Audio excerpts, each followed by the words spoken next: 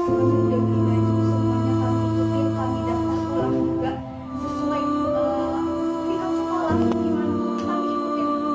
Terus kami belajar, udah 1 bulan kami belajar, tiba-tiba kami dikeluarin.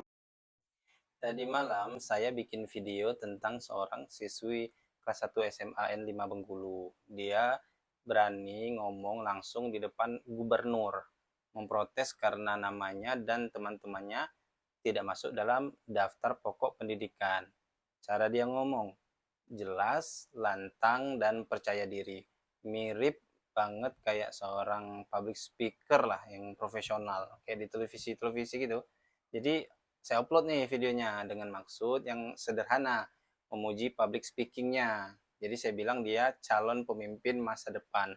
Bahkan saya sempat bercanda, siapa tahu dia bisa menjadi penerus Sri Mulyani suatu hari nanti.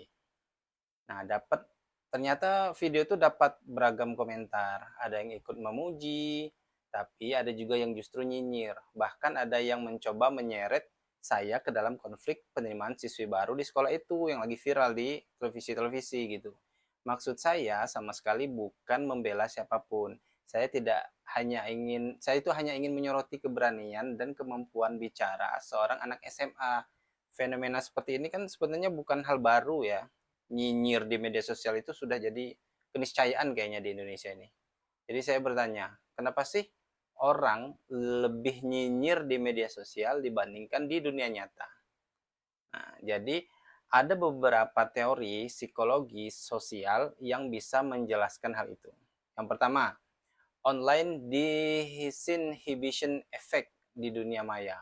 Orang merasa Di dunia maya itu orang merasa lebih bebas mengekspresikan hal-hal yang biasanya mereka tahan di dunia nyata. Ada dua bentuk. Yang pertama, benign disinhibition atau lebih ramah atau terbuka.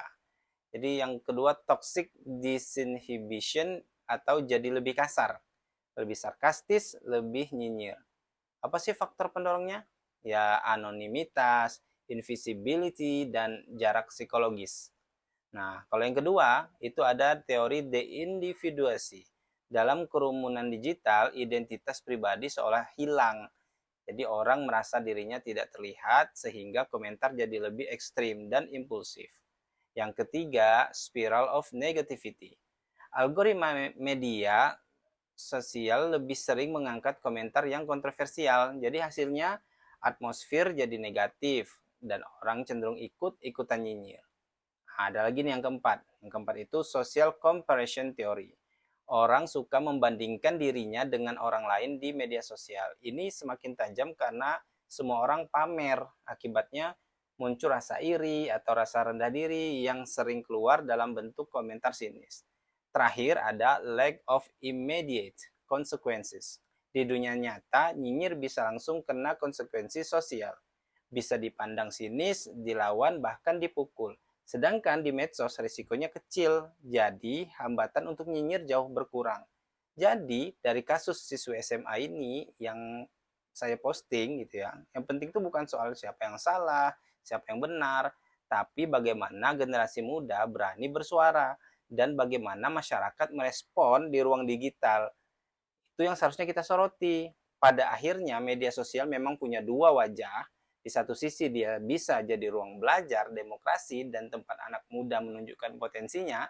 Di sisi lain dia juga jadi panggung komentar nyinyir. Tanpa batas, tugas kita bijak memilah mana yang harus diambil dan mana yang cukup kita lewati. Karena keberanian anak-anak muda seperti siswi SMA ini tidak boleh terkubur hanya karena riuhnya komentar di timeline. Ya, jadi begitu.